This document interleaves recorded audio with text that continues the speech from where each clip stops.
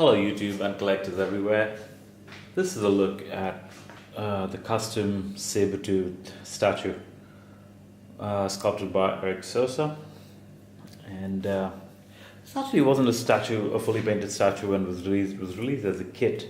So this was actually the first custom piece that I ever got and the first kit that I ever built up, which was a lot of work but a lot of fun too.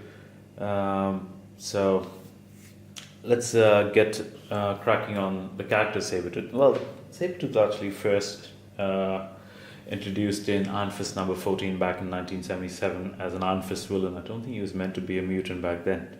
So that was his first appearance, and then of course the rest, he's been including the Experts, and the original costume that he was released in wasn't this. This design is basically based on the Jim Lee version of Sabretooth.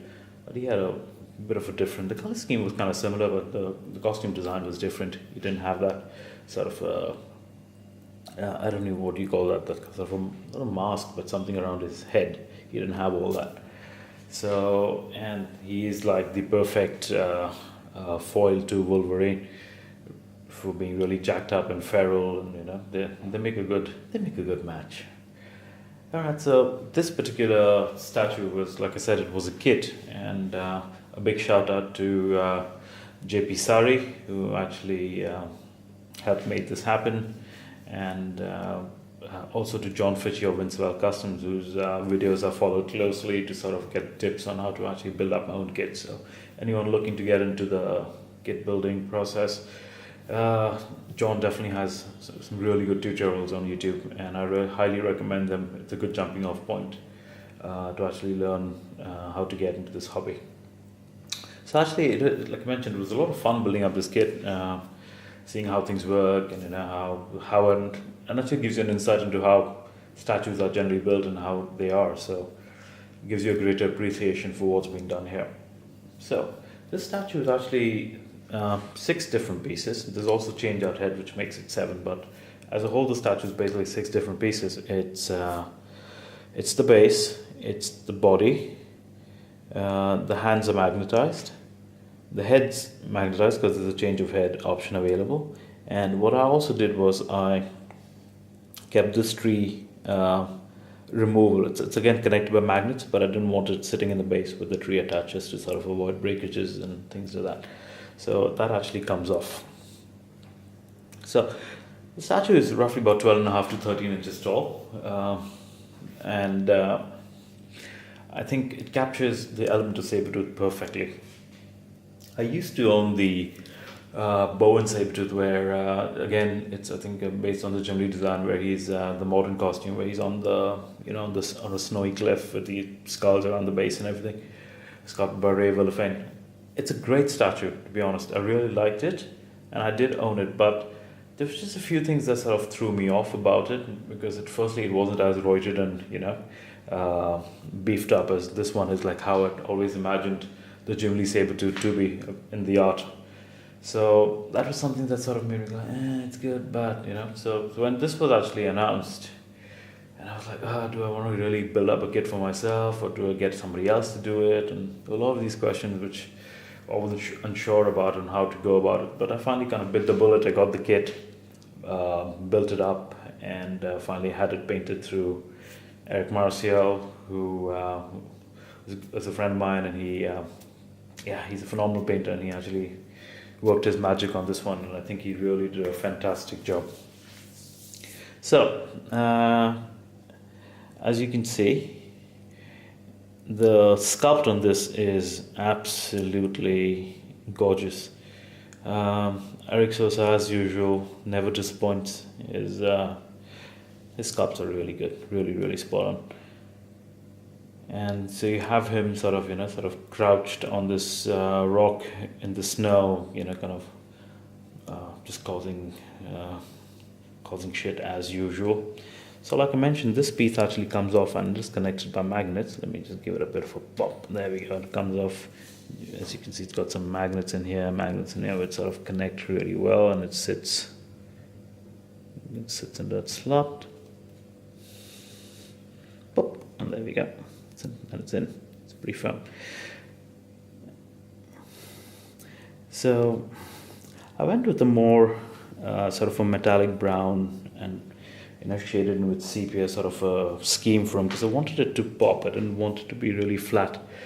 I wanted this piece to sort of have some presence. So I went with that color scheme. Yellowy orange bits are pretty much standard with the Sabretooth.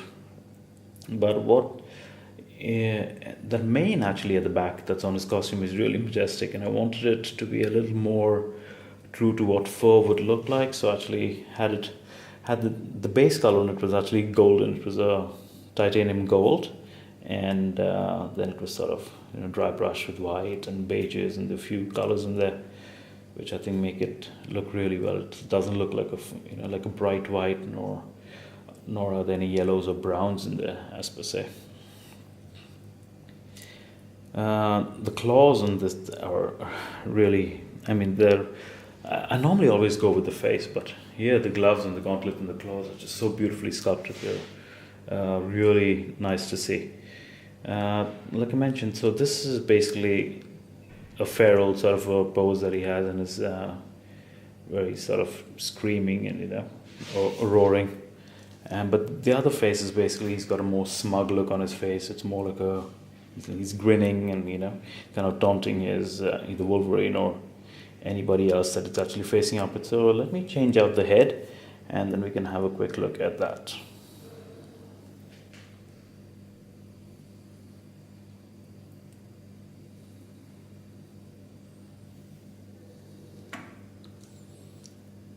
There we go.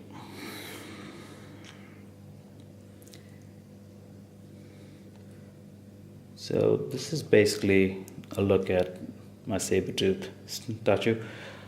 And I think this is by far the best 1/6 representation of Sabretooth you could find currently.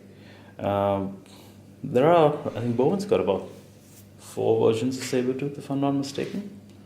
They're good, especially because it basically has all Sabretooth in all different sort of versions, different poses, which are really nice. But if you were to ask me my personal opinion, I think this one trumps all of them, just purely because I think it's very true to Jim Lee's art, where he's really sort of jacked and feral and menacing. I think this statue basically covers all that. So here's Sabretooth. We will have a quick final spin, where you can actually see all the paint and the artworks that's been done on him. And then we can wrap this video up. Ladies and germs or gents, please comment, please subscribe to the channel, and tell me if you like these videos, and if you'd like me to do anything different or any other pieces that you'd like to see. I could I could probably arrange it. So so thank you for watching, and we'll definitely see you on the next one. Have a good night and see you later. Ciao.